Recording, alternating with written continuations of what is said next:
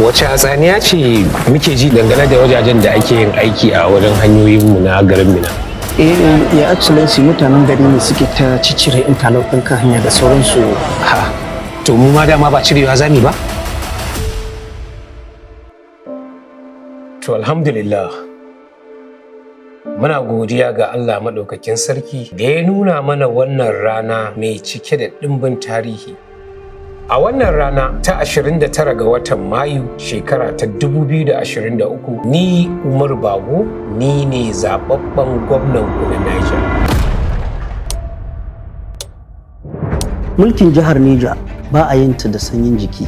Wannan gwamnatin tamu a shirye take. To alƙalin Mali kai dai ba dama a ce wannan mai sabon jihar Neja ya yi ba daidai ba? Ba haka nake nufi ba. Ina jin wannan gwamna zai inganta Neja saboda lokacin da yake dan majalisa shi ya nuna shi dan halal ne. Ka san kana iya tilasta wa doki ka kai shi bakin kogi dan ya sha ruwa, amma kana isa shi tilasta sha ruwa? Umma Kolo ya yi ƙoƙari sosai kuma ya taka rawar gani wajen samun nasarar mu. Mutumin ba da wani barakanci ya zo mana. Wai duk wani ma'aikacin gwamnati yanzu sai ya dinga sa necktie da coat daga litini har juma'a. Babban tashin hankalin shine namiji ya mutu ya bar marayu a hannun mace.